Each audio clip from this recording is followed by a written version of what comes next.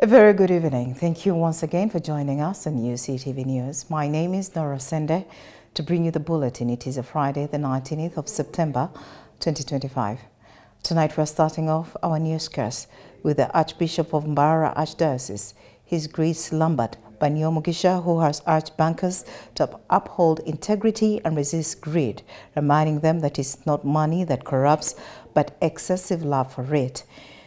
As taught by St. Paul, Archbishop delivered the message during a weekly mass animated by Catholics from Mbarara Archdiocese under the Uganda Martyrs Mapeera Chaplaincy, where Centenary Bank contributed 50 million shillings towards the renovation of their home cathedral. Every Friday, Catholic staff of Centenary Bank, under the umbrella group known as Uganda Martyrs Mapeera Chaplaincy, convene at the bank's headquarters chapel to celebrate the Holy Mass.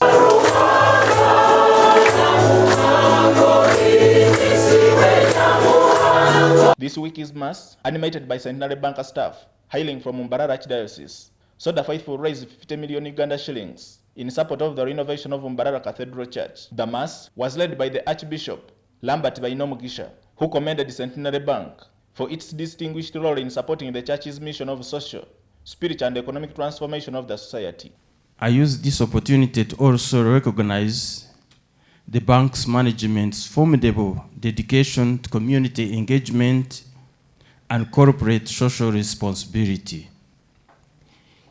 In a world where profit often overshadows purpose, you have chosen to put the well-being of communities front and center. Your outreach programs, whether in education, health, infrastructure, or social support, shine as rays of hope and progress. These initiatives embody the values of solidarity and charity, and they echo the gospel imperative to care for the least of these. As we read in the gospel according to Matthew chapter 25, verses 31 to 46. However, the Archbishop cautioned the faithful, particularly bankers, against the obsessive desire for quick wealth, stressing that, as St. Paul teaches, it is the excessive love of money that leads to harm. He encouraged them to pursue noble spiritual wealth rooted in generosity, kindness, and care for the less privileged. Our reflection today draws upon the words of the Apostle Paul to Timothy, the first letter of St. Paul to Timothy, chapter 6, verses 2 to 12, a passage that warns us against the temptations that come with wealth and power. Paul reminds us that the love of money is a root of evil that can lead to all kinds of harm. And some have said the lack of money is the root of all evil.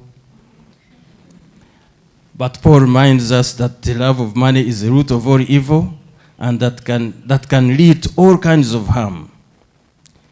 Instead, we are called to be rich in good deeds, rich in generosity, and willing to share.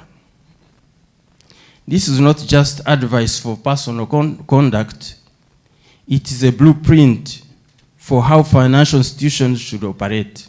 Centenary Bank's Executive Director, Joseph Dembe, welcomed the Archbishop's message, adding that it is important for employees to reflect on St. Paul's teachings about wealth and to embrace it as a guiding principle in their work and daily lives.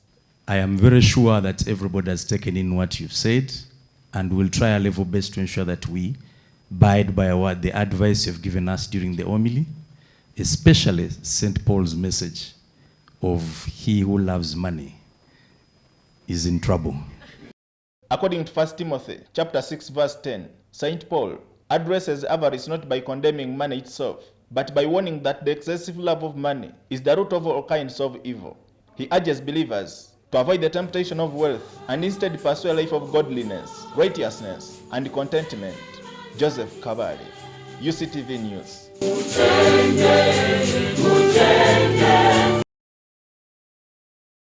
The Electoral Commission has officially unveiled Reza Lubowa as the new permanent venue for the nomination presidential candidates, a facility received from the National Housing and Construction Company. Now, the ceremony was officiated by General Katumba Wamala, who urged the public to maintain peace during the electoral process and vote responsibly. The Electoral Commission chairperson, Justice Simon Byabakama, expressed gratitude to the government for its support in achieving this milestone. I want again to congratulate both the Electoral Commission and National Housing for having come this far.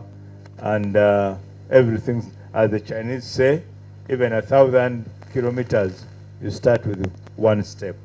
So the step has been moved. So we are going to have, I think, a very magnificent home in future here, where the democratic process of our country will be initiated. And also, we are not the first country to go into an electoral process, and will not be the last. Yeah, many countries have gone through it. Let us be observant of peace and security. That should be our cornerstone.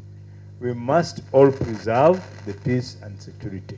There is no need to harm each other during these campaigns or the elections. I would like to thank the government of Uganda for the commitment to fund the whole enterprise or process of the EC acquiring its home.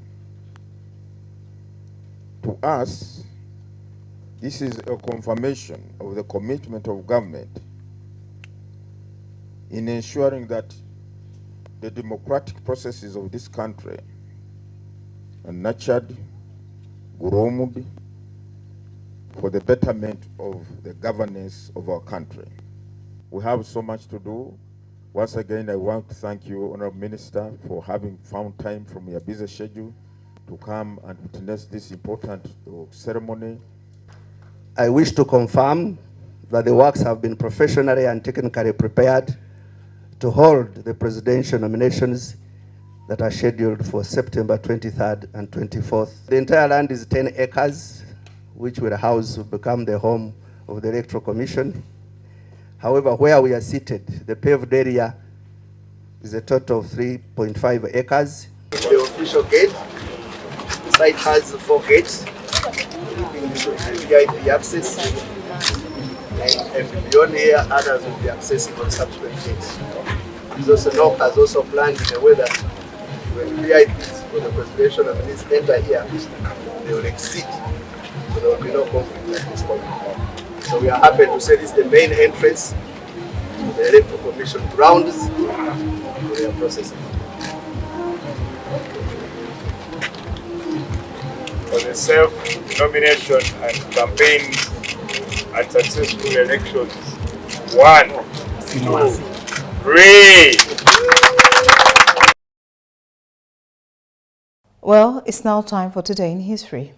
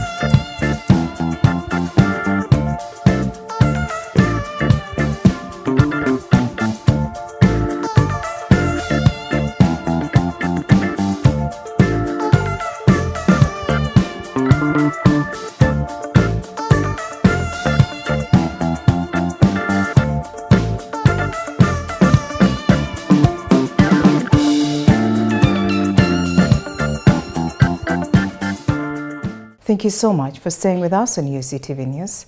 That's all we had for you this evening. From the team behind UCTV News and I would like to wish you a lovely evening ahead and a good night. I am Norah Osende.